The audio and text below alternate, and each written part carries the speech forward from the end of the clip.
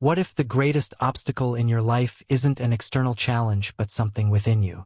The renowned author Ryan Holiday argues that this internal adversary, your ego, might be your biggest enemy. Ego isn't about confidence or self-assurance. It's the distorted belief in our importance, an inflated sense of self that undermines ambition, ruins success, and leaves us wrecked in failure. In his book, Ego is the Enemy, Holiday takes us on a journey through 3 pivotal stages of life: aspire, success, and failure, showing how ego can sabotage us at every turn.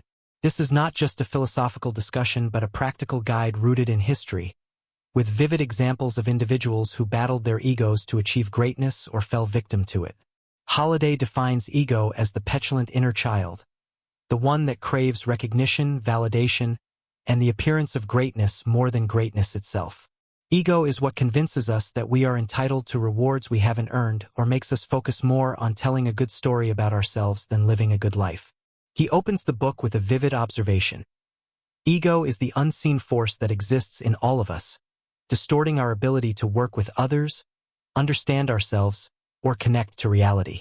Unlike confidence, which is earned through hard work and tangible results, ego feeds on illusions, inflating our self-image without any real foundation.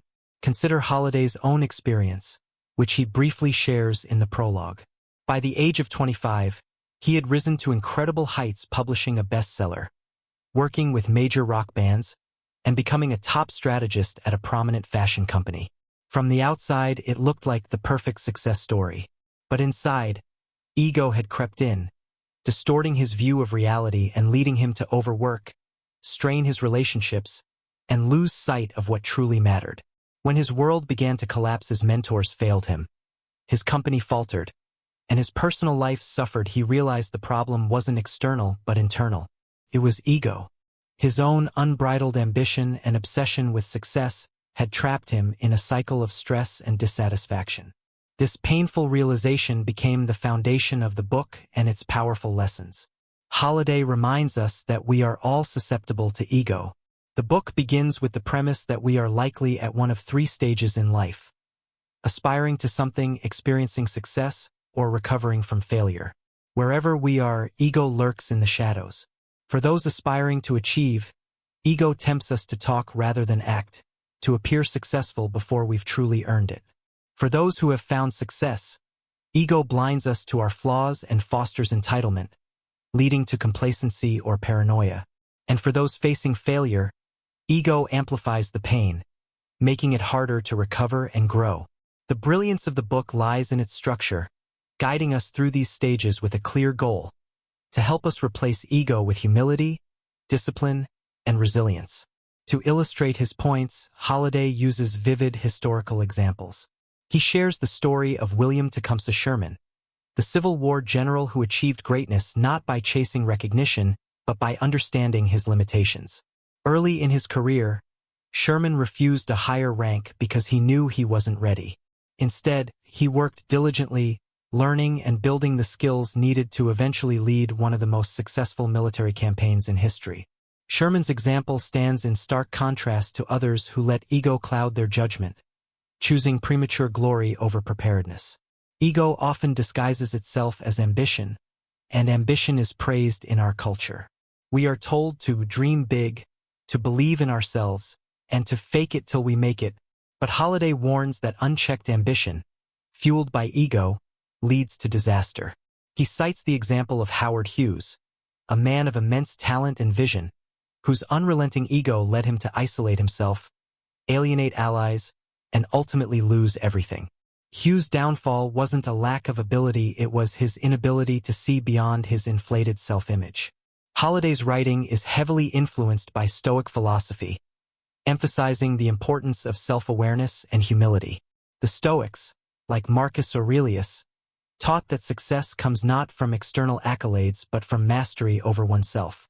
Ego, on the other hand, seeks external validation, making us dependent on the approval of others. This dependency is dangerous, as it disconnects us from reality and blinds us to the truth of our abilities. Holiday invites us to reflect on the ways ego manifests in our lives, whether it's through overconfidence, a need for recognition, or a refusal to listen to feedback. He challenges us to see ego for what it is, a barrier to growth and a trap that keeps us from achieving meaningful success. The book doesn't promise an easy solution but offers a powerful mindset shift. Holiday asks us to consider whether we are truly focused on our goals or merely on the appearance of success. Are we driven by purpose or by the desire to be admired? By asking these questions, we begin to recognize the subtle ways ego influences our decisions and relationships. Ultimately, ego is the enemy is a call to action. It's a reminder that greatness isn't about being celebrated, it's about being disciplined, grounded, and connected to reality. This journey requires courage, not to inflate ourselves but to face the truth of who we are. It's not about thinking less of ourselves, but thinking of ourselves less, allowing us to pursue what truly matters. As Holiday writes, ego is stolen, confidence is earned. Let this be your guide as we delve into the next chapters, exploring how to silence the voice of ego and cultivate the virtues that lead to lasting success. Ego, as Ryan Holiday defines it, is an unhealthy belief in our own importance, a self-centered ambition that distorts reality. It's not confidence, which is earned through effort and results. Rather, it's arrogance, entitlement, and a need for recognition beyond reason. Ego turns self-assurance into recklessness and talent into delusion. Holiday explains that ego disconnects us from the world and those around us. It blinds us to feedback, creates walls between us and others, and drives us to seek validation rather than truth. Ego manifests when we confuse what we want to be with what we are, inflating our self-image without the substance to back it.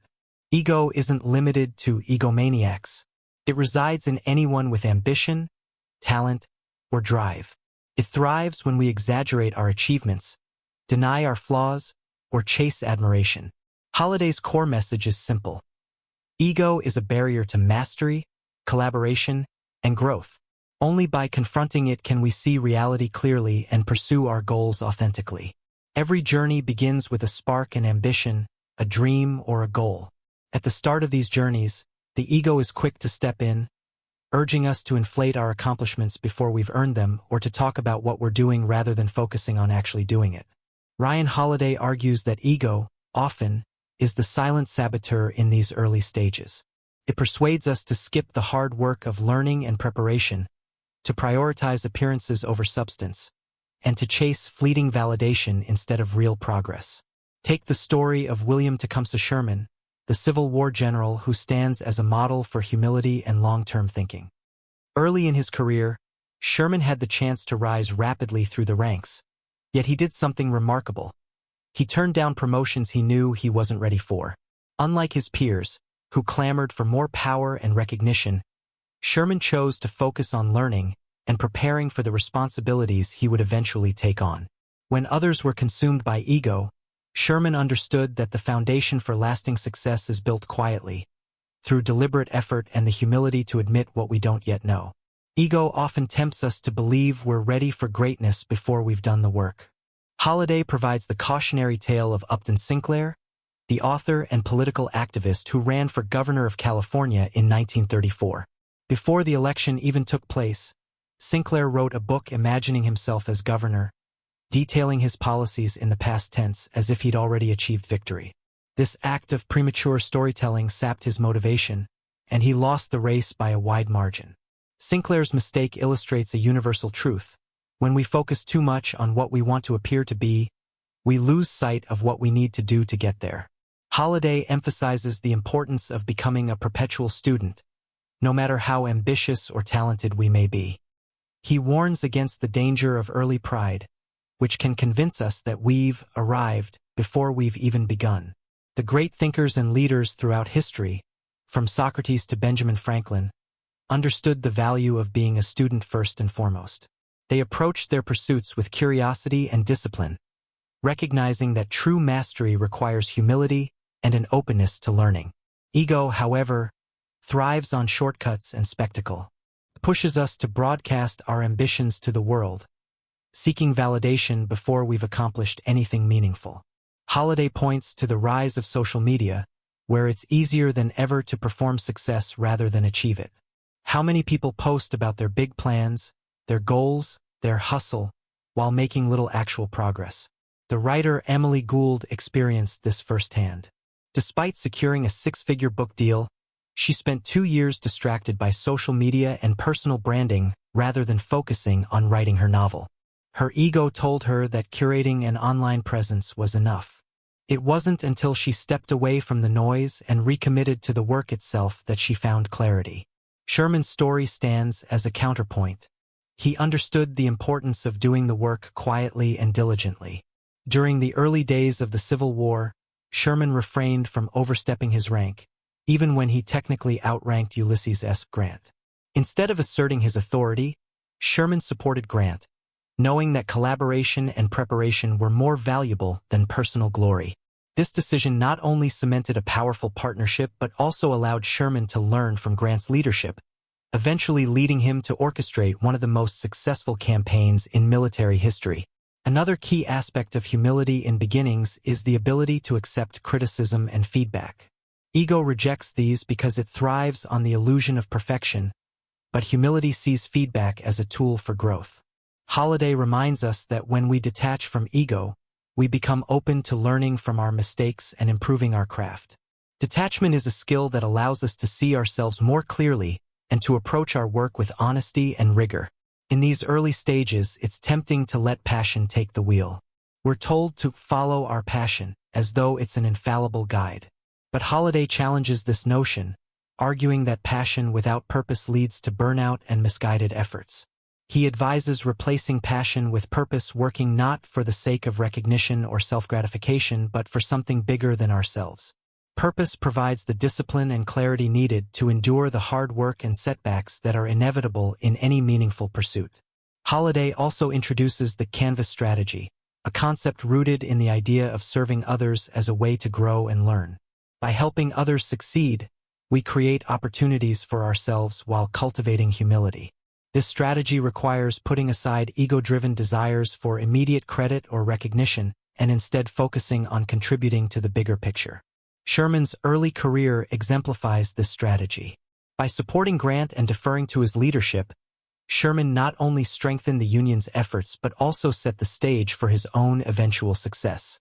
As we aspire to achieve our goals, Holiday urges us to resist the seductive voice of ego. Instead of talking, we must act. Instead of seeking validation, we must focus on the work itself. And instead of rushing to the top, we must build a solid foundation, step by step. Sherman's rise to greatness was gradual, marked by patience, self-restraint, and a relentless commitment to preparation. His story reminds us that true success isn't about appearances or accolades, it's about mastering ourselves and the work we've set out to do.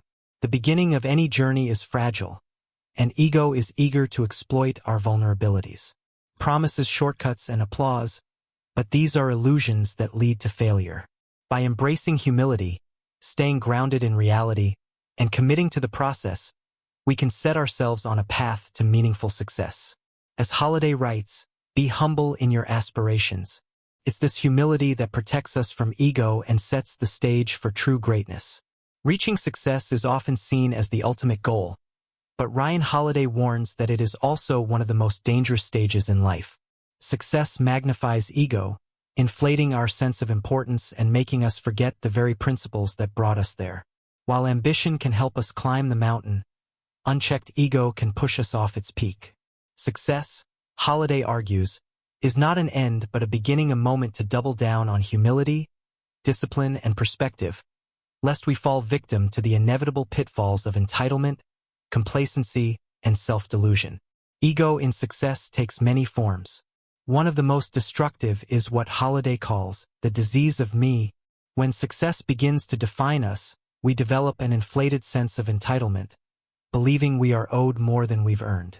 This entitlement blinds us to the realities around us, breeding control issues, paranoia, and a disconnect from the very people and processes that contributed to our achievements.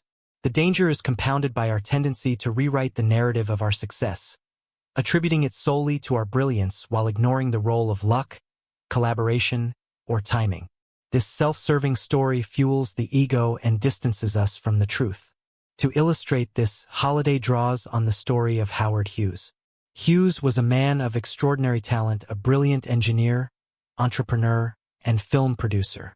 Yet his ego grew in proportion to his achievements, and with it came an insatiable need for control and recognition. As he isolated himself from collaborators and critics, his judgment faltered.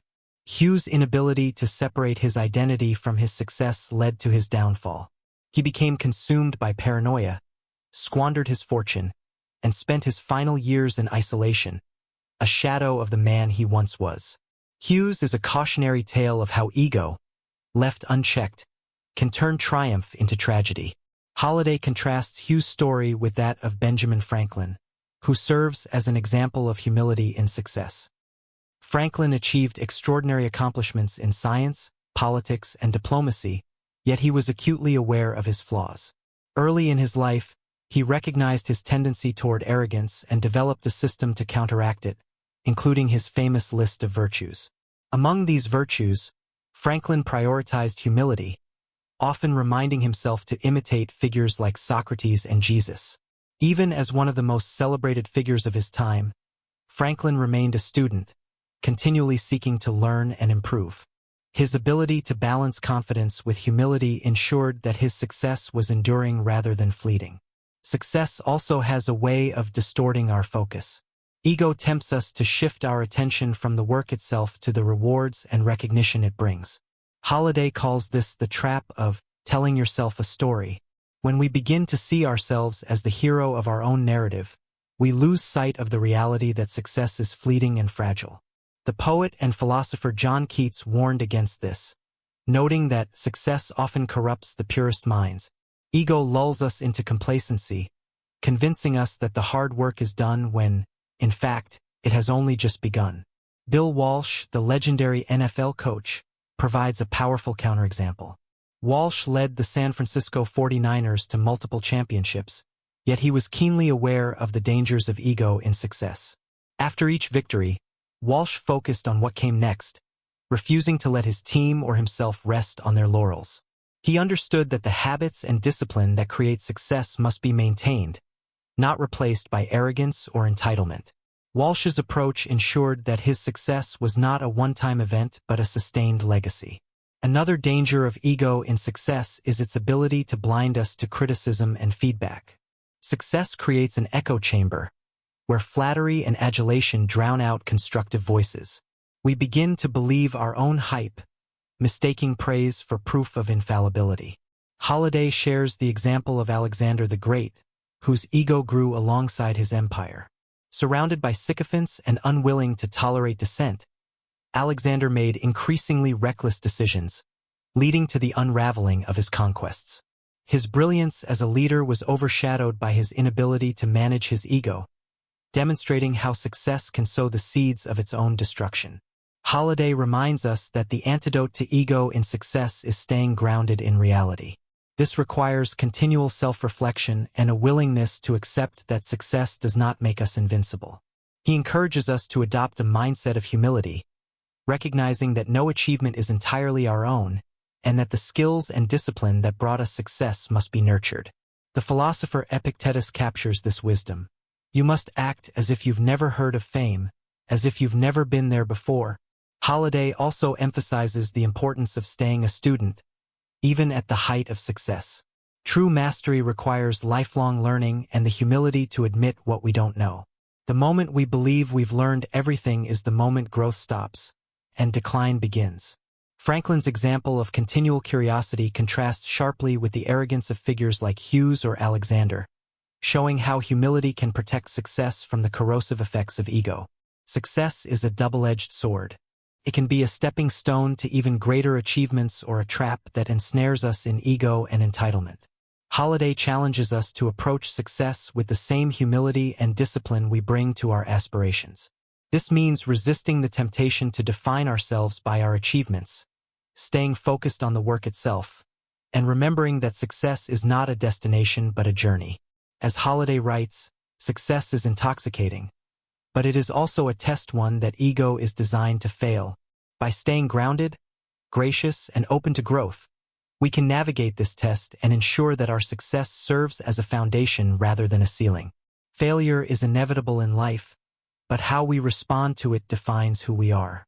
Ryan Holiday argues that ego makes failure unbearable, amplifying the pain and turning setbacks into permanent defeats. Ego whispers that failure is a reflection of our worth, convincing us to wallow in despair or lash out in frustration. But failure, if approached with humility and resilience, can become one of our greatest teachers. The key is to recognize that failure isn't final, it's an opportunity to grow, recalibrate, and rebuild. Holiday begins this section with a critical distinction. The difference between alive time and dead time. Failure can lead to either. Dead time is when we allow failure to paralyze us, wasting time in self-pity, bitterness, or blame. Alive time, on the other hand, is when we use the lessons from failure to refine our character and sharpen our focus. The choice between these two paths is ours to make, but ego often pushes us toward the former, making it harder to see failure as a stepping stone rather than a tombstone. Take the example of Howard Hughes, whose ego-driven rise was matched by his catastrophic fall. When faced with challenges, Hughes withdrew further into himself, cutting off support systems and clinging to illusions of grandeur. Instead of learning from his failures, he let them compound, isolating himself in a self-made prison of paranoia and delusion. His inability to accept failure or acknowledge his flaws turned setbacks into an unrelenting downward spiral. In contrast, Holiday highlights the story of Thomas Edison, a man whose career was filled with failures, but who never let them define him. Edison famously conducted thousands of experiments before inventing the light bulb, viewing each failure as a step closer to success. When a fire destroyed much of his laboratory later in life, Edison responded not with despair but with determination, famously saying, "Thank goodness all our mistakes were burned up. Now we can start fresh." His attitude exemplifies what Holiday calls fighting back against failure, using adversity as a catalyst for creativity and progress. Ego often prevents us from responding to failure with such grace. It convinces us that failure is a personal attack, something to be avoided at all costs. This mindset leads to avoidance and denial, preventing us from addressing the root causes of our setbacks. Holiday explains that a better approach is to maintain our own scorecard, one based on internal values rather than external validation. When our worth isn't tied to public perception, we are free to confront failure honestly and use it as a tool for self-improvement. A vivid example of this comes from the story of Amelia Earhart.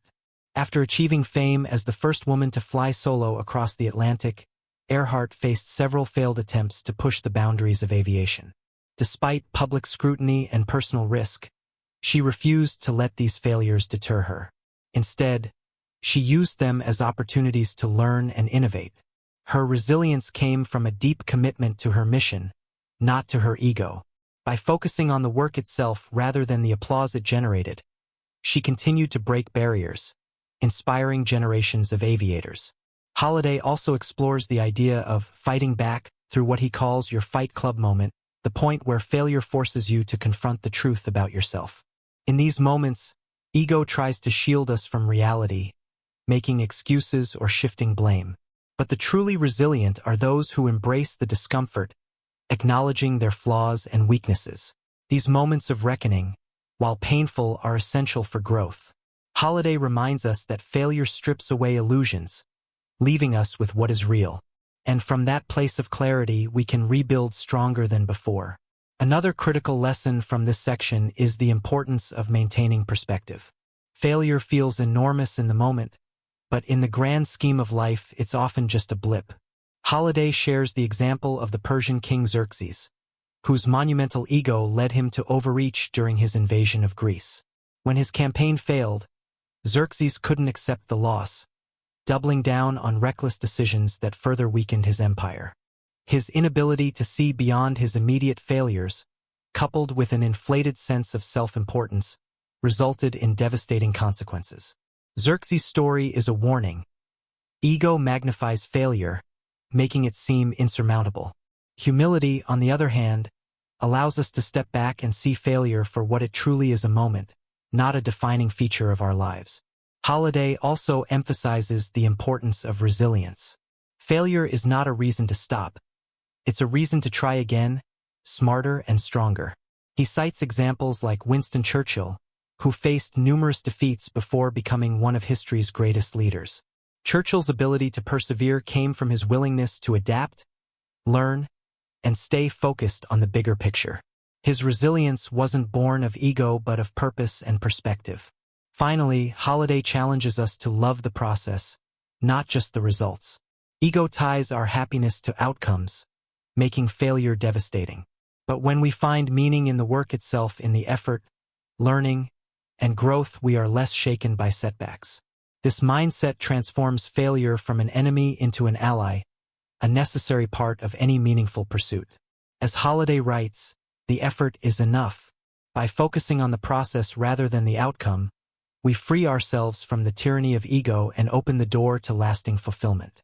Failure is a test of character, and ego is the cheat sheet that promises an easy way out but leaves us unprepared. The truth is, failure will always be a part of life, but it doesn't have to define us. By approaching failure with humility, honesty, and resilience, we can transform it into a powerful tool for growth. As Holiday concludes, be resilient in your failures. It's this resilience that allows us to rise from the ashes of defeat, ready to face the next challenge with renewed strength and purpose. Throughout life, ego lurks at every stage, ready to sabotage our aspirations, distort our success, and magnify our failures. Yet beneath its shadow lies an enduring truth. Ego is not an unshakable force. It can be managed, confronted, and overcome by adopting universal principles rooted in humility, self-awareness, and discipline. Ryan Holiday invites us to explore these timeless lessons, drawn from history and philosophy, to navigate life's complexities while keeping ego at bay. One of the core universal lessons is the importance of humility. Ego thrives on inflating our sense of importance, convincing us that we are somehow special or exempt from the realities faced by others. Holiday reminds us that humility is not about diminishing our worth but about staying grounded in the truth of who we are and what we've achieved. Consider the story of Katharine Graham, the publisher of the Washington Post. Under her leadership, the paper achieved groundbreaking success with its coverage of the Pentagon Papers and Watergate scandal. Yet Graham's strength came not from a belief in her infallibility but from her willingness to seek advice, learn from others, and admit what she didn't know. Her humility allowed her to navigate immense pressure without succumbing to ego, transforming her into one of the most respected leaders in journalism. Holiday also emphasizes the value of self-awareness, which serves as a shield against ego's distortions. Ego clouds our vision, making us overestimate our abilities or blind to our weaknesses. In contrast, self-awareness allows us to see ourselves clearly, recognizing both our strengths and our limitations. Benjamin Franklin embodied this principle, famously identifying his own flaws early in life and working systematically to improve them. Despite his immense accomplishments, Franklin never stopped being a student of himself, understanding that growth requires honesty and continuous self-examination. Another universal lesson is the necessity of focusing on purpose rather than recognition. Ego craves applause, but true fulfillment comes from pursuing something larger than ourselves. Holiday points to the example of George C. Marshall, the U.S. Army general and statesman who played a pivotal role in World War II and post-war recovery efforts. Despite his monumental contributions, Marshall consistently deflected credit, refusing to let ego overshadow his work. His focus on purpose rather than personal glory ensured that his legacy endured not because of self-promotion but because of the genuine impact of his efforts. Detachment is another key to managing ego, especially in moments of success or failure. Holiday explains that detachment allows us to see situations objectively, free from the emotional distortions of ego. This principle is vividly illustrated in the life of Eleanor Roosevelt, who faced public scrutiny and personal challenges with remarkable composure. Roosevelt's ability to detach from criticism and stay focused on her mission of social reform enabled her to navigate one of the most tumultuous periods in American history without losing her sense of self. Holiday also warns against the dangers of entitlement, which is often a byproduct of success. Entitlement leads us to believe that we deserve more than we've earned, creating resentment and disconnection from reality. In contrast, gratitude serves as an antidote to entitlement, reminding us that success is rarely achieved alone. The philosopher Marcus Aurelius frequently reflected on the people and circumstances that shaped his life, grounding himself in the awareness that his achievements were not solely his own. By cultivating gratitude, we dismantle ego's illusions and remain connected to the broader context of our lives. Resilience is another universal lesson that Holiday explores. Life is unpredictable, filled with victories and setbacks alike. Ego makes us brittle, unable to adapt to change or recover from failure. Resilience, on the other hand, gives us the strength to endure and grow. Holiday shares the story of Angela Merkel, the former German chancellor, who navigated crises with a calm and measured approach. Merkel's ability to focus on long-term solutions rather than short-term praise made her one of the most respected leaders of her time, demonstrating how resilience can transform challenges into opportunities for growth. Holiday also reminds us of the importance of serving others. Ego isolates us, creating walls that hinder collaboration and connection. By focusing on how we can contribute to others' success, we not only strengthen our relationships but also free ourselves from the grip of self-centered ambition. The canvas strategy, introduced earlier in the book, reinforces this idea. By creating opportunities for others, we create opportunities for ourselves. This principle is evident in the life of Jackie Robinson, the first African American to play Major League Baseball. Robinson's courage and commitment to breaking racial barriers went beyond his own achievements, paving the way for generations to follow. His legacy was built not on ego, but on service to a cause greater than himself. Perhaps the most universal lesson of all is the importance of focusing on the work itself. Ego fixates on outcome success, recognition, power, while humility directs our attention to the process. As Holiday writes, effort is enough. This mindset shifts our priorities from external validation to internal fulfillment, allowing us to find meaning and satisfaction in the act of creation, regardless of the results. This lesson is embodied by artists, thinkers, and leaders throughout history who found joy and purpose not in their achievements, but in their dedication to their craft. Finally, Holiday urges us to embrace impermanence. Ego tricks us into believing that success will last forever or that failure is the end. In reality, both are temporary, part of the ebb and flow of life. By accepting this impermanence, we free ourselves from the need to cling to achievements or avoid risks. This perspective fosters a sense of balance, allowing us to navigate life with grace and perspective. In the end, these universal lessons remind us that ego is not an unbeatable enemy. It is a force we can manage through humility, self-awareness, gratitude, and purpose. By applying these principles, we can rise above ego's temptations and build lives defined not by fleeting accolades, but by enduring contributions. Holiday's message is clear. The fight against ego is not just a battle, it is the foundation for a life well lived. Ego is the silent force that undermines us at every stage of life. It whispers false promises during aspiration, blinds us with entitlement in success, and magnifies despair and failure. Ryan Holiday's Ego is the Enemy reminds us that while we cannot eliminate ego entirely, we can manage it by grounding ourselves in humility, purpose, and resilience. Aspiration calls for patience and a willingness to learn. Success demands gratitude, self-awareness, and the discipline to keep working without succumbing to arrogance. Failure, while painful, offers the opportunity for growth if we approach it with honesty and determination. Ego resists all these actions, feeding off our fears, insecurities, and need for validation. The antidote lies in detaching from our inflated self-image, staying connected to reality, and focusing on the process over the outcomes. The stories Holiday shares, from Sherman's humble ascent to Franklin's lifelong learning and Marshall's purpose-driven leadership, serve as powerful examples of how conquering ego leads to true greatness. Conversely, cautionary tales like those of Hughes and Xerxes warn us of ego's destructive potential when left unchecked. Holiday leaves us with one central truth: the fight against ego is lifelong, but it's a fight worth taking on. Success, fulfillment, and legacy come not from feeding ego but from mastering it. As we walk through life, we must remain humble in our aspirations, gracious in our victories, and resilient in our setbacks. In doing so, we not only protect ourselves from ego's traps, but also unlock our true potential. Thank you for joining me on this journey through Ego is the Enemy by Ryan Holiday. We've explored how ego can derail us at every stage of life and how humility, self-awareness, and resilience are the keys to overcoming it. Remember, ego isn't something to eliminate once. It's a lifelong battle we must face with intention and discipline. If this resonated with you, take a moment to reflect. Where is ego holding you back? What steps can you take to stay grounded, stay humble, and focus on what truly matters? If you enjoyed this video, don't forget to like, share, and subscribe for more insights like this.